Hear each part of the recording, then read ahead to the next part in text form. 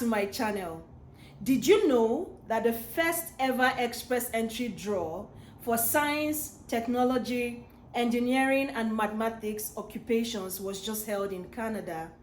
You can also call them the STEM occupations. And I'm going to be listing the occupations along, if you follow along on this video, so you'd find out if where you're working currently or the job you're doing falls under any of the categories mentioned, any of the jobs I'm going to be mentioning. And please keep in mind that what I'll be mentioning today is not exhaustive. The list is endless and you should do your research so you find out if you fall under any of the jobs in demand under the STEM. Now, the draw was held this year, and at the end of 2022, what led to the draw was, at the end of 2022, the statistics body in Canada, they published a report identifying a gap in STEM occupations. And this was as a result of the high rate of retirements, changing technology, and increasing automation in industry and our daily lives. So there's a huge gap in STEM occupations in Canada, and the government has thought it wise to open a pathway where you can apply through, and if you meet all of the criteria, you're invited to apply for permanent residency, and you're well on your way here. Again, the STEM is for science, technology, engineering, and mathematics courses or job listings. If you're working in any of these occupational pathways, then you qualify under this route. So all you need to do to qualify is to adhere to all the eligibility conditions for either one of the Canada Express Entry programs. So it could be the Federal Skilled Worker Program, it could be the Canadian Experience Class, or it could be the Federal Skilled Trade Program. I'll not be going into all of the details for each of the categories today because I'm going to be linking some videos at the end of this one, as well as a hyperlink above this video, so you can click and also study about other pathways I've talked about while doing your research to find out if you qualify for any of them.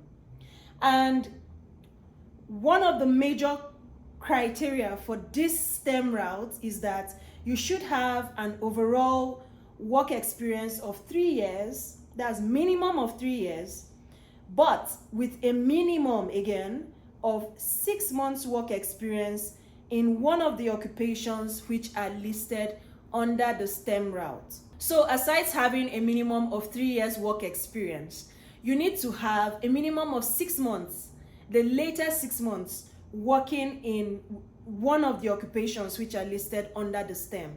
So you need to have work experience under any of the occupations listed under the STEM route.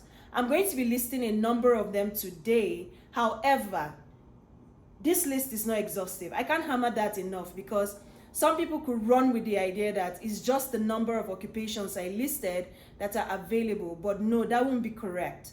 So if you do your research, you'll find out that there are many occupations, and this will be a lengthy video if I go into listing all of them. Now, you also have to comply with all the other conditions in the instruction for the round.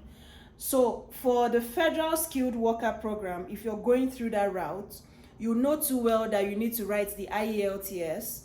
You need to have the minimum of 3 years work experience. And for the IELTS, you need to score a particular range of scores, like a band score for each of the categories. Like for listening, you need to have a minimum of 8 and then 7 in all the others. But then again, it depends on what pathway you're going through, and that's when you're going to know all the criteria for each. It's important to do your research. Do your research, find out what the qualifications are for each of the pathways, and then make sure that you comply. So you need the work experience, you need the test of English language, you need the minimum of 6 months work experience in that particular field, in one of the STEM fields as well. So find out the criteria for all the fields, for all the express entry programs, whichever one you would like to go through, and make sure that you qualify, you are eligible for them before you apply. Now I'm going to be listing the top STEM-based occupations. I have 24 on my list. I'll try to see if I can list all of them. And you can also check to see the many others that are listed, as well as their NOC numbers.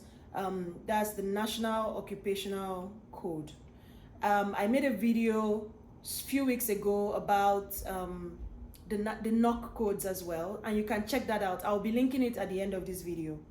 Now, for the STEM-based occupations, we have architects, civil engineers, data scientists, engineer managers, land surveyors, mathematicians, statisticians, and actuaries, software developers and programmers, urban and land use planners, web developers and programmers, natural and applied science policy research, consultants and program officers, methodological and materials engineers, information systems specialists, cyber security specialists, business systems specialists, architecture and science managers, electrical and electronics engineers, industrial and manufacturing engineers, database analysts and administrators, data administrators,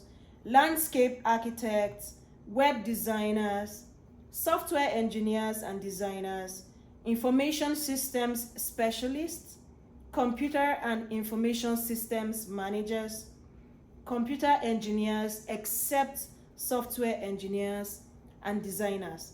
Those are the ones I have on my list. This list is not exhaustive. There are many more of them in the STEM. That's the STEM-based occupations are a lot. You just need to search to find out. In fact, if you're in STEM, you should know that you're in STEM. If you don't know, then you should do the research to find out where. And then I keep hammering on the NOC codes because you're going to need that when you're applying. You would have to identify what code you fall under. So it would be important for you to maybe do a research, find out on Google what the Canadian NOC codes are, especially in STEM, so you can identify which number suits your JD, your job description, what you're currently doing, and where you have the STEM experience in the last 6 months. So STEM stands for the science, technology, engineering, and mathematics occupation again, like I mentioned earlier. This is one of the pathways, like I said. The draw started this year, and that was the first ever draw.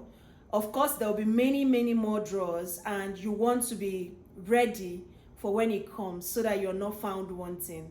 It's important to find out if you're eligible. It's important to know if eligible, if you meet all of the whole criteria for any of the Federal Skilled Worker Program, Canadian Experience Class, Federal Skilled Trades Program, or any of them that you choose to go through. Find out if you qualify and get into the pool. And if your scores are high enough, you'd be out of that pool in no time, and you start your application properly, and then you're here to work. There's a shortage gap. There's a labor shortage gap in this field. So for sure, when you come here, you'd be able to, if you're able to apply as aggressively as you should, you'd be able to find something that you can do. You'll be able to find a good job or land a good role in any of the STEM openings that are available based on Statistics Canada. I hope you found this video helpful. If you know someone who's going to be needing it, please share and drop a comment if you know if you have any other information I haven't mentioned about this stream, or maybe if you know about any other stream and you want me to throw more light on it, please drop it in the comments as well. Like I said, share this video, and if you're yet to subscribe, please do so. If you're just stumbling on this video for the first time on my channel, please subscribe, hit the like button, turn on your post notification, and more exciting videos to come. Thank you so much for watching today. Bye. Plan A, better plan, he say.